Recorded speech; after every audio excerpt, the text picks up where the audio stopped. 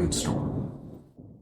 Today's episode is brought to you by Grippo's Chips. Making snacks for more than 100 years now, Grippo's Chips uses superior ingredients, time-tested recipes, and good old Cincinnati know-how. Grippo's Chips, the way chips are supposed to taste.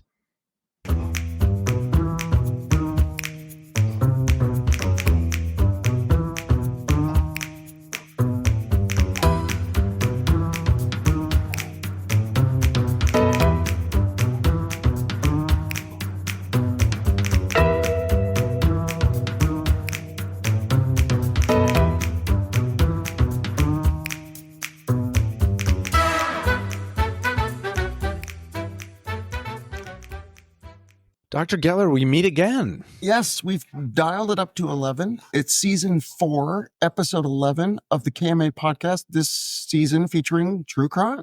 That is all true, and it sounds like Lizzie got us a new sponsor.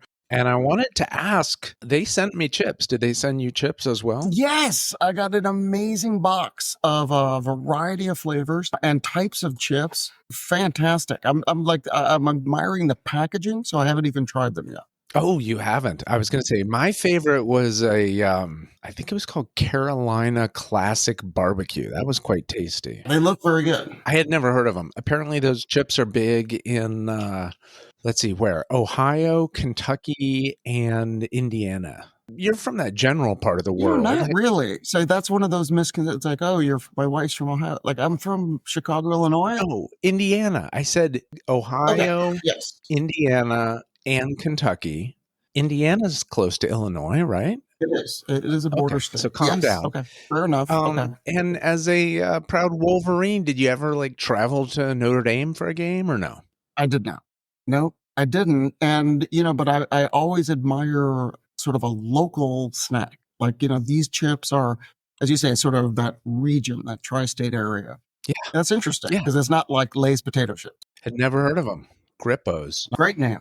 Yeah. Great name. And it got me thinking, I assume that there was some tie-in with the location and that's how Lizzie found them. But did you realize that 4 of our criminals this season were Ohio natives? You mentioned that maybe last episode, or we mentioned that we seem to be gravitating towards Cincinnati as an epicenter of crime. Okay, now, not all of these criminals came from Cincinnati, but this season we've had Ted Cochran. Cincinnati. Yeah, he's Cincinnati. Emil Dincio. Oh, was he Cincinnati? He was not Cincinnati. He was Youngstown. Or Youngstown, yes. Right. Okay. We've had Bruce Ivins, as you mentioned. I think he was Cincinnati. And George Leslie was also George from Leslie, Cincinnati. Yeah, University of Cincinnati. So that's crazy. What a disproportionate amount of stories stemming from Ohio, Cincinnati in particular. Yeah. Okay, and I looked up this fun fact. I always assumed that Cincinnati was a Native American word or a name that came from, it just sounded sort of Sounds like that, yeah. Yeah. No, it's actually related to the ancient Roman leader and general, Lucius Quincius Cincinnatus. Wow. Okay, and what this guy was famous for was being both a political leader and military leader, and at a moment of crisis in ancient Rome, but then he voluntarily relinquished power and went back to his farm. Wow. And so he's always cited as not grasping to stay in power. Interesting. Look at us, just, not only entertaining, but educating. Educating, geography. A lot of people love geography. I wonder if we can, Lizzie, if you could tag that. You know how we do that when we're doing our social media? I don't know if we do social media. Do you think Lizzie asked them to send the chips? That was cool because we haven't really, our sponsors in the past haven't given us stuff. Best sponsor ever. Yeah. Speaking of geography, where did people tune in from last week? Yeah, great locations. Let's start up north, Abbotsford, British Columbia. Oh, boy. Abbotsford. I know all about it. My kids played teams from Abbotsford. No way. Those kids know how to play ice hockey up there. They don't screw around. So it's right outside Vancouver. It's in Canada. That's all I know. Yeah, it just seems like they grow the kids bigger up there. I don't know. And they all play hockey. Yeah. So yeah, great to welcome our listeners from Abbotsford, British Columbia. Let's also say hello to Chisholm, Minnesota. That's St. Louis County, but Minnesota. Yeah, also hockey country. Now, Chisholm. Well, yes, I know where you're going with this. Where am I going? Well, I mean, we featured Shirley Chisholm. Well, so it's kind of, there's a tie-in to the pod. I was just going to ask the spelling. Is it the thing where it's the CHISHOLM? Okay. Yes. Welcome to the folks from Chisholm, Minnesota. Part of the Iron Range. Oh, really? So it's right in that Mesabi Iron Range. Is that up near Duluth? The research budget was cut, and so I didn't get as deep the research on these individual locations. All right, good enough. All right, what's the third place? Third place is Alfreton, Derbyshire, a town in England, in Derbyshire, England. Yeah, that's cool. We do well in England, right? Pretty good. Growing. We do well in England. We do well in Canada. For some reason, we do well in South Carolina. Van Cleve, Mississippi. Please write in. Killer means awesome at gmail.com. I get it. It's a lot of characters. It's a long name. Killer means awesome, all one word, at gmail.com. Tell us where you found the show. Yeah, I want to know all about Van Cleve, Mississippi. Happy to welcome our listeners from Abbotsford, British Columbia, Chisholm, Minnesota, and Alfreton, Derbyshire. Great towns. Great towns. Great listeners. Welcome. Thanks for tuning in. And Dr. This is my favorite type of episode because you will be presenting today's episode. I will. I know you teased a little bit of what this episode was going to be about. I don't remember my tease. Yeah, I don't either. Yeah, so don't hold me to it. Okay. David, today I would like to talk to you about a type of crime that was in the news recently. And it's one of three particular types of crime, which, although they happen very infrequently, they are each lodged in my brain as the category, oh, I hope that never happens to me. Oh, my list is longer than three. Okay, well, so the first of those three we already covered this year when we did Brenda Ann Spencer. Yes, school shooting. Yep. School shooting, mass shooting. I mean, that's just something that occasionally you're walking into a place, you're like, God, that could happen here. Like, that could happen at this game. That could happen at this market. That could happen at this mall, Okay, but we already covered that one. Now, the second one on my list, we're not going to get to it this season, so I'll just quickly summarize it. The second one on my list is when a drug-addicted nurse or doctor or some other medical employee is siphoning off the pain medication that's meant for a surgery patient. That's really specific. I mean, horrific, but very specific. Yeah, and so it can lead... Not like plane crash. Perfect segue. But anyway,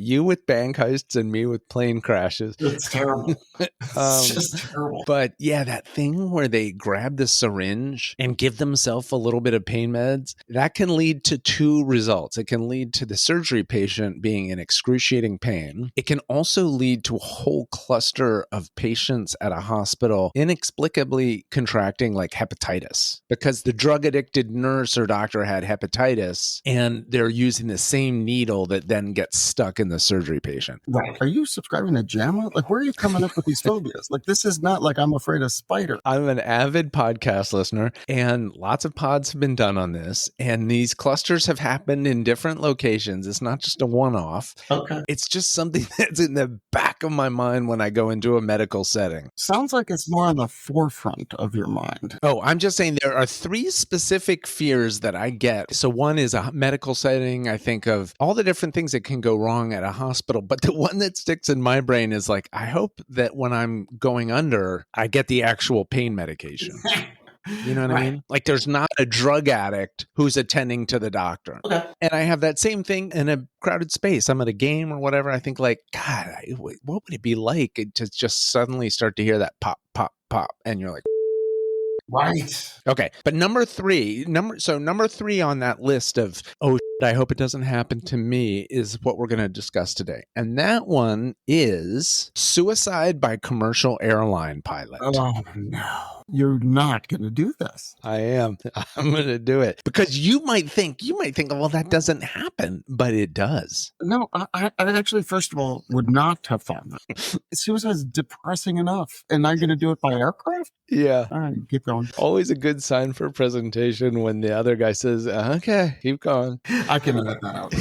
It's bad enough when people do the old like suicide by cop. It's like, okay, dude, you want to kill yourself, just kill yourself. But like, why involve the cops? Like, why dump that trauma onto the cop who shoots you or their family. Yeah, of course. Yeah. But I mean, that times 250. It's not, you're not talking about a single prop plane that it's just one passenger. No. We're talking about a commercial airline. That's psychotic. Okay, it is psychotic. Today, we're going to talk about one notable recent example. We're going to talk about how often this crime actually happens. Gosh, that means it happens a lot.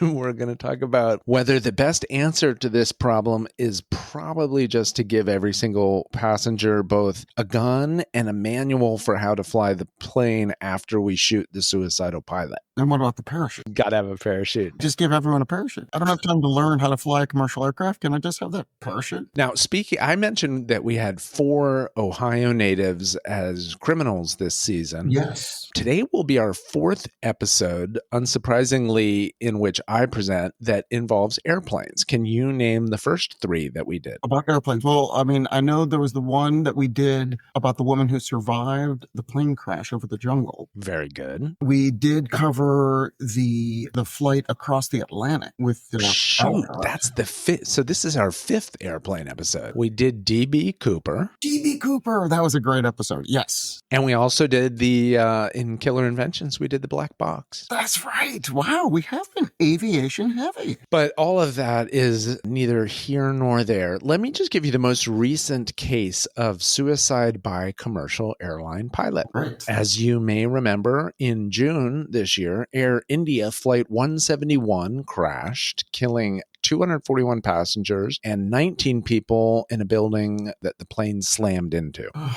I don't think I remember that. The investigation into that one is still underway, but the current theory is intentional crash by co-pilot Sumit Sabharwal, who was 56 years old. Moments after takeoff, Captain Sabharwal appears to have reached over and shut off both fuel control switches, leading his startled co-pilot to ask, "Why did you cut off?" And Sabharwal calmly replied, "I didn't." But in fact, he had. And so the plane, the plane began its rapid, unplanned descent and crashed into the dining hall of a medical college on the ground there in India and exploded into flames. Now, you might say, Kit, hold on. Maybe the dude just accidentally bumped the fuel switches with his elbow.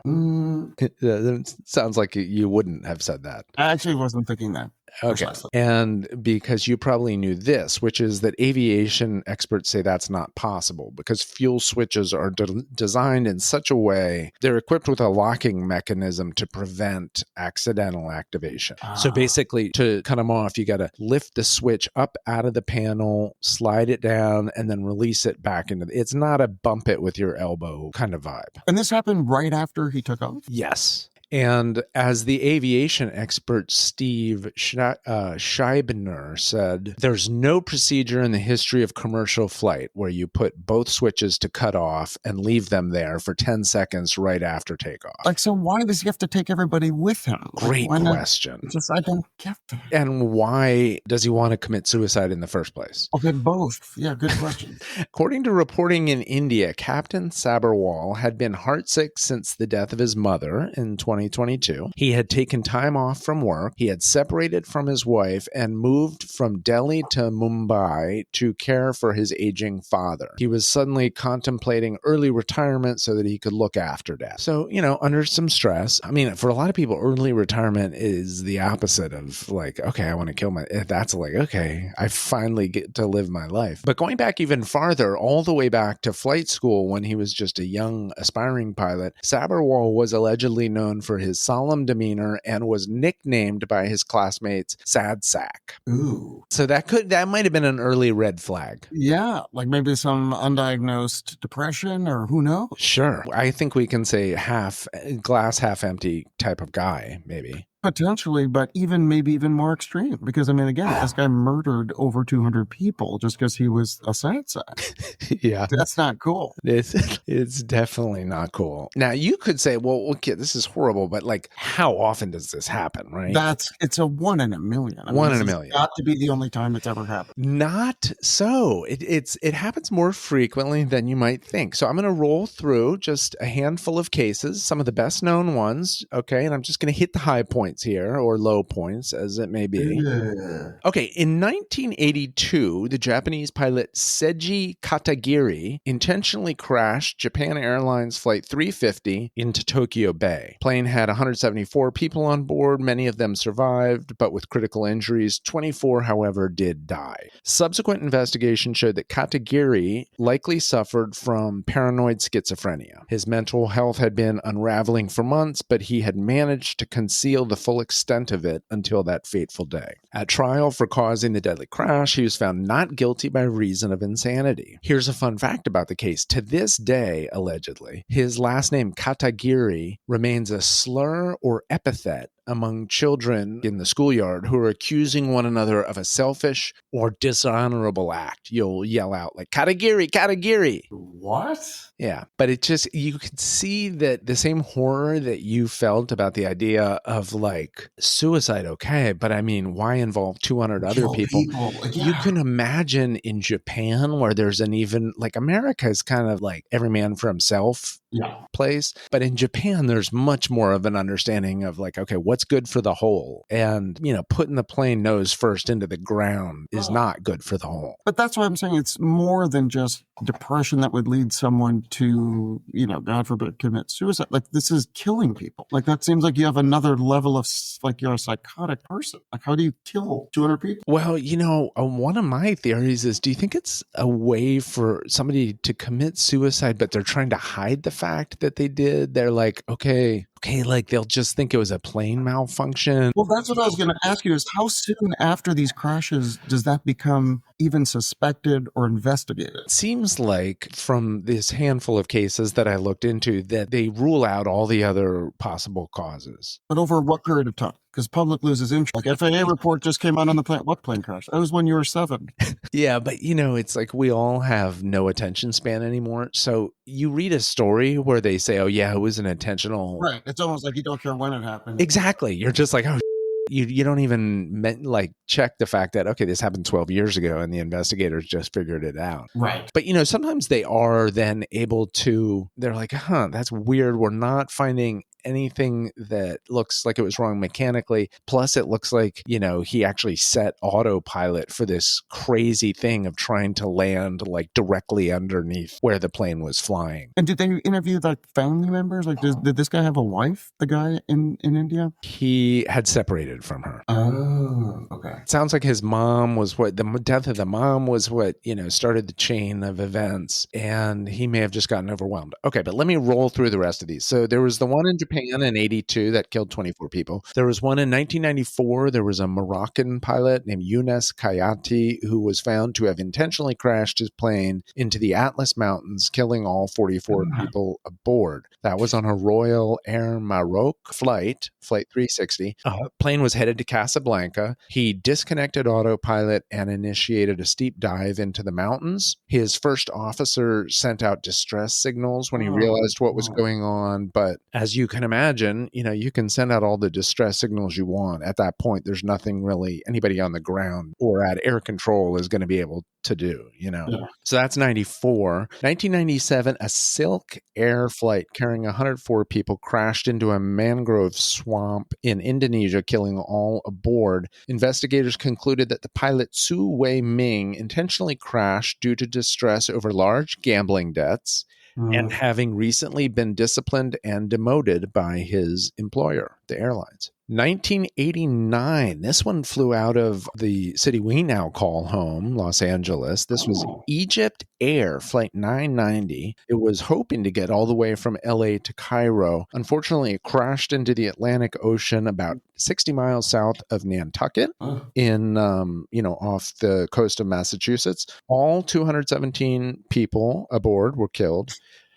The first officer, Gamil al-Batuti, is believed to have purposely crashed the plane, at least in part, as retaliation against an airlines executive who had recently demoted him, and this airlines executive happened to be on that flight. Oh my God. So this member of the crew, he just saw an opportunity to get his revenge and did it. Now, this flight, interestingly enough, this Egypt Air 990 in the year 1999, that was the one which reportedly gave the idea to Osama bin Laden to use jets as weapons of terror. Wow. I can't believe that guy got on the plane with that guy. Yeah. And do you think the airline's executive gave him a look like, kind of a smug, arrogant look, and the guy in the cockpit was just stewing the whole time? You can't make this up, because if that was in a movie, they'd be like, well, no, he would never kill himself just to get back at this guy. It's like, no, yeah, he would. Yeah, and did. Okay. In 2013, Mozambique Airlines Flight 470 crashed during a flight to Angola, killing all 33 people aboard. The pilot took advantage of a moment when his co-pilot had left the cockpit. He locked the door, manually changed the autopilot settings to cause a rapid descent and crash. The cockpit voice recorder later revealed the sound of alarms beginning to sound in the cockpit and repeated loud banging on the other side of the cockpit door as the co-pilot tried to regain entry and right the ship. Okay, so now I'm seeing with your fear, like, I just felt like, why should I suffer with this fear all alone? Why not foist this on to Dr. Geller, to our loyal listeners? And all these great towns. Yeah. Now I have it, and it shot up the charts. Like, now this is one of my top fears for no reason. It wasn't there before. Now, the fella who was in charge of the Mozambique Airlines flight, that pilot had been deeply traumatized by the suicide of his son the previous year. He was also in the middle of a divorce, and his daughter was getting ready to undergo heart surgery. So he had a lot going on at the time of the crash. Right. Again, why are you killing all these other people? Maybe if he died at work, there was a big life insurance policy that then his daughter that was getting the open heart surgery. See, you always do find the other side of these things. Yeah. Like you're forgiving. I'm more of a glass half full. Yeah, I'm sure the families would not agree. Okay, the year after that went down, there was the famous disappearance of Malaysia Airlines Flight 370. That's the one that was supposed to go to Beijing, but instead it headed south across the Indian Ocean before eventually crashing in some unknown part of the ocean, killing all 227 people aboard. But they think that was a suicide? Correct. Investigators in that case believe that Captain Zahari Ahmad Shah deliberately diverted the plane, possibly when his co-pilot had left the cockpit. A flight simulator, which was later found at Shah's home, showed practice simulations similar to Flight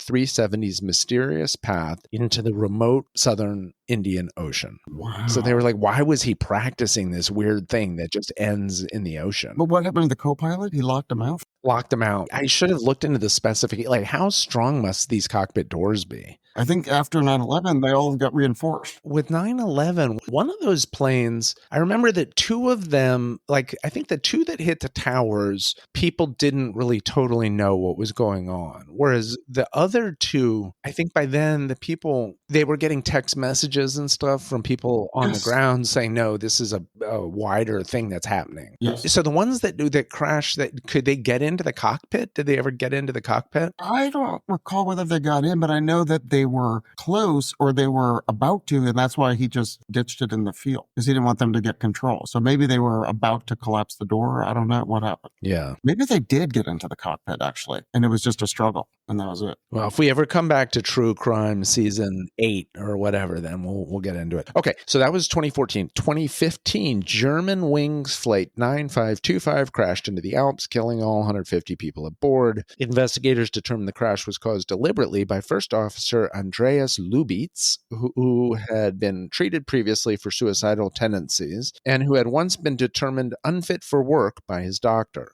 During the flight, while the captain was out of the cockpit, Lubitz locked the cockpit door and set the plane for a controlled descent into the side of the mountain. Oh my, I mean, how did he slip through the crack? Yeah, that's a tricky thing because it seems like airlines are pretty rigorous with the physical exams. Like I think every 6 months or so you get a physical exam, and there might be some cursory questions about like what's your mental health. But it seems like basically they kind of rely on self-reporting of symptoms, and people are scared to do that because it threatens their livelihood. That's scary because it impacts so many people. Yeah. Unbelievable. But Dr., before we hear the rest of this disturbing tale, but interesting, and I'm curious whether there's any analysis that's been done on on the motivation to go out in such a way if the root cause was not just because they wanted to mask it as this? I mean, that's also very extreme. Yeah. All right, but let's hear from our new sponsor, and then we'll continue on the other side. Let's do it. Today's episode is brought to you by Grippo's Chips. Whether you're looking for barbecue, extra hot barbecue, salt and vinegar, sour cream and onion, sweet Maui onion, or any of the other flavors, you can't go wrong with Grippo's Chips. The company was founded by Angelo Grippo in Cincinnati in 1919, and that's where the company still is today. Order your Grippos today using the Grippo's website, Amazon, or wherever else you shop for snacks. Grippo's Chips, the way chips are supposed to taste.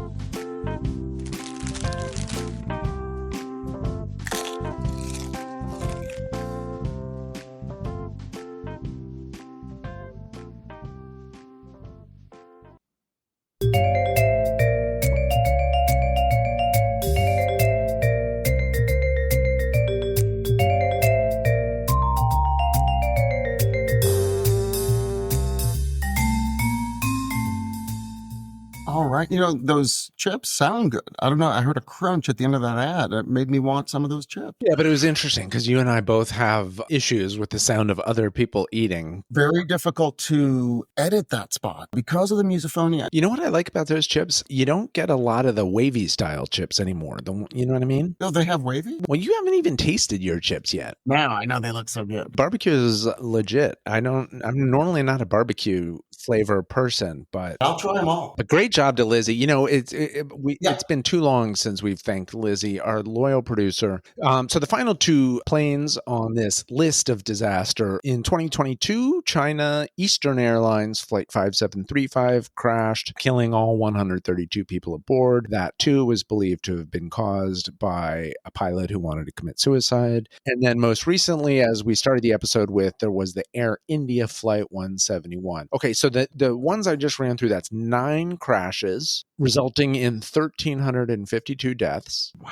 And those are just the big ones. So we didn't get into all the like smaller planes, sometimes private, which crashed due to apparent pilot suicide. And there are still other crashes, both commercial and private, where suicide is suspected, but it just has never been conclusively proven. So the numbers may actually be a little bit bigger. It's so bizarre because you don't hear of this like with buses. Like there's not a lot of like bus driver suicides, drive off a cliff or... Yeah, that's a good point. I mean, it just feels like most of the time when you're on a bus, you're not right by a cliff. You know what I mean? And if you're right by a cliff, there's also like a guardrail. Like it's not quite as easy. Gas that thing, you could get over a guardrail. I mean, I get it. There aren't as many bridges. The other thing you could do is just turn into an oncoming semi-trail, tractor trailer. Right? Well, the other thing is maybe you would never find out with a bus, whereas with a plane, there's so much data that gets recorded in the cockpit recorder. So you get like, oh, the dude just changed the autopilot settings, to these inexplicable settings, or you hear a snippet of conversation, like the guy saying, wait, why did you cut off? And the other guy says, I didn't cut off. But wouldn't you know that as a pilot? Like, oh, if I set this to this, they're going to find out. Like if the whole point is to try to mask it, it seems like at the last second you're making a poor decision. Yeah. And also it's like, so, that theory of mine that they're trying to commit suicide but not have people know it was a suicide, that might not be correct. Well, maybe not in every case. I mean, I'm not an actual psychiatrist. I should have said that at the top of the show. Well, did you take any classes in college? Yeah, it's like the old, I stayed last night at a Holiday Inn. Right. Okay. Investigators say that they do not classify crashes as suicides unless there's really clear and compelling evidence, which can include past suicide attempts, a documented history of drug or alcohol problems, depression, other psychiatric disorders, or recent major reversals in the pilot's personal or professional life. These can include financial problems, child custody disputes, the death of a loved one, and so on. A report by Bloomberg News concluded that pilot suicide was the second leading cause of commercial airline deaths from the year 2011 to the year 2022. Wow. Commercial pilots do undergo regular screening for physical and mental health, especially physical. But critics say that in order to keep working and earning a paycheck, pilots do tend to conceal the full extent of any physical or mental stress or limitations they may be encountering. And in these cases in which they've ruled it a suicide, do the airlines, do they fight like paying out the family, or like because it was a suicide, he doesn't get his pension or that kind of thing? There's all, yeah. Yeah, I would think that would be a tough one, trying to collect that guy's pension. But you're onto something, because there's always all kinds of fights that happen. Once investigators start to say, hey, it looks like this was a deliberate crash, there's all kinds of people who protest against that. Just to take one example, the family of the pilot always says, well, that's absurd. No, there's no way he would have done that. Right. Sometimes pilot unions or other pilot professional groups challenge the findings. They say, wait, this is flimsy. It's easy to blame it on the pilot, but it's probably something that Boeing did. And then a lot of the victims' families, the families of the passengers who died in it, they would prefer to, I suppose you're still going to sue the airlines no matter what. Even if it's an intentional crash, you can say, well, why were you employing the dude? His nickname was Sad Sack like 33 years ago. Right. Or with the guy with the German wings thing, it's like, wait a minute, he had suicidal tendencies? Like, he was barred, wasn't he, at one point? Yeah, his own doctor declared him unfit for work, but I could see a scenario where the airline's like, okay, that's your doctor, and it's because you don't want to come to work. Right. Hey, what's your policy on pilots that have suicidal tendencies that then... Well, this is my point. If you're not going to give each of us a gun to go after the pilot and a parachute, is there any way you can build in an extra hour where we each, if we want to exercise that option, we get to go into the cockpit, we get to talk to the crew, we get to just do a vibe check, get a feeling, you know what I mean? Right. And then if he does look nuts and you want to change your flight, like no change fees on that one. Like, you know what I'm saying? Yeah. And not like, oh, if you call, they'll reverse. Like, don't make me call. Just don't charge me for that, for the crazy pilot fee. Now, there are rules, especially on the bigger airlines. What if that's a filter? Like, I want one way, non-suicidal pilot. Yeah. They need to build that in. Non-stop economy, no past suicide attempts. Like no gambling debts, please. Yeah, nothing traumatic. There are aviation rules which are meant to prevent some of the scenarios that we just went through, like this thing that there is a rule, like you're never supposed to just have one person in the cockpit. Like if, say, the plane's being flown basically by two people and one of them has to go to the bathroom, I think usually they send like a flight attendant in there or something with, I don't know, there's rules, but it seems like it's not a very hard rule to break, because as soon as a guy slips out to go to the bathroom, the captain or the suicidal pilot just like hurries over and locks the door. Right. Well, then it's on both of them to not, do that. Or just pee in a bottle. I don't know if that would... The co-pilot just doesn't leave until there's someone else in there. Yeah. Or build a toilet in the cockpit. And you don't have to have construction. This is a super easy thing to solve. Like, just don't leave until there's a third person in there. We don't need to, call a plumber. I was haunted by the idea of, I don't know if it was the Moroccan flight, but there was one where it became clear something was going on and somebody sent distress signals to the ground, to air traffic control. And it's like, okay, what good is that going to do? And it got me thinking, like, what if there was some like manual override switch back at air traffic control, where if they got a sense that something's going wrong like that, they can from there just set the plane to autopilot to go to such and such airport. What if the psycho is in air traffic control, right, and he uses it to just crash the plane? He's like, so what you're saying is then the pilot needs an override from the control tower when they set that setting. Yeah, it's sort of like it's an arms race for sure. Soon there's just switches everywhere. It's like, I know they built 33 override switches into this cockpit.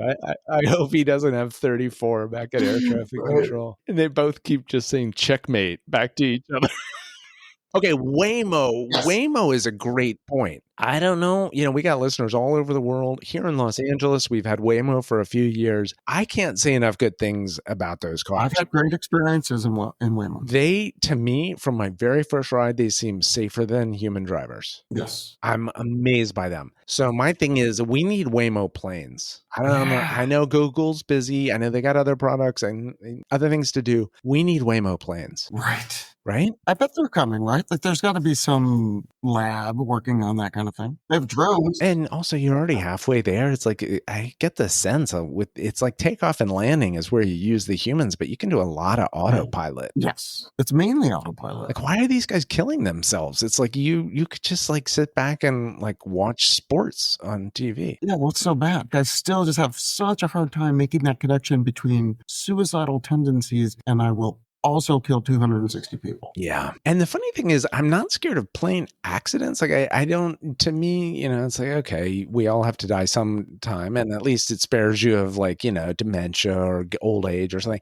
But there's something specific where it's like some maniac who's doing it to me and all the people around me. That's a little bit creepy. Yeah. It's a specific type of horror, like compared to just a malfunctioning plane. Well, how about that dude Katagiri in Japan who survived after doing that, then was found not guilty by reason of insanity, subsequently got treated for his paranoid schizophrenia and lived into his like 70s out in some village in Japan. But he wasn't reinstated as a pilot. No, I feel like that's the end of your piloting career. Yeah, I would think so. But you don't think it's a good idea to give us all guns as we get on the plane? No. I can't see what could go wrong with that. Nothing. It seems like people behave very well on airplanes.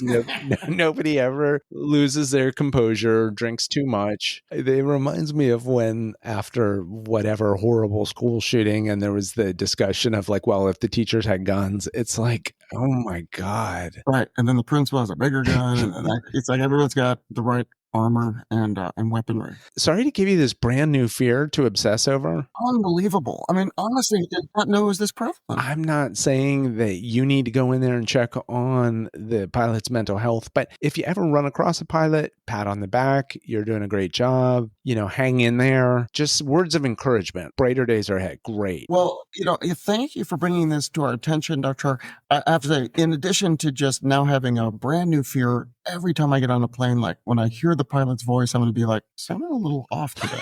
Do you agree? So I feel like now I'm going to be analyzing that and very, very worried about it. It's like, that's weird. I typically don't hear about a pilot's divorce during the flight instruction. And like, I'm bummed to hear about his gambling debts, but also like, did we need to know about that? Please tell Bob the Patriots are a lock. He can get out of this debt. He can get out of it. They're playing Tennessee. Can you get a message to the pilot? Double or nothing is the key.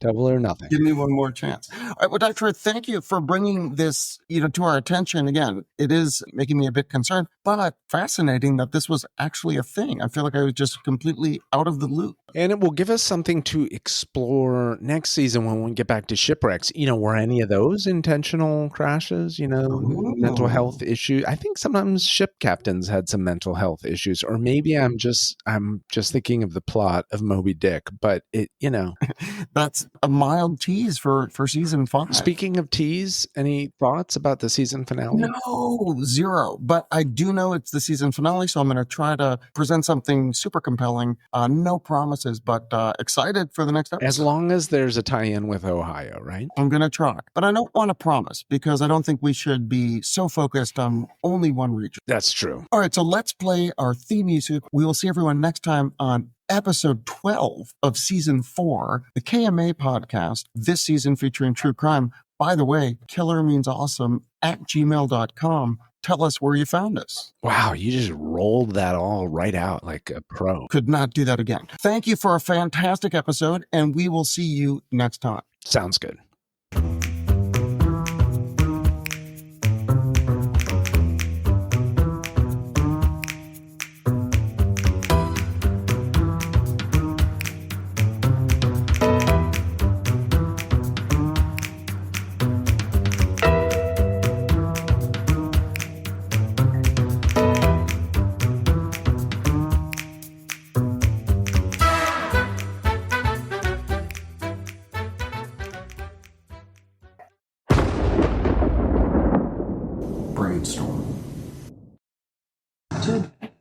pilot? No.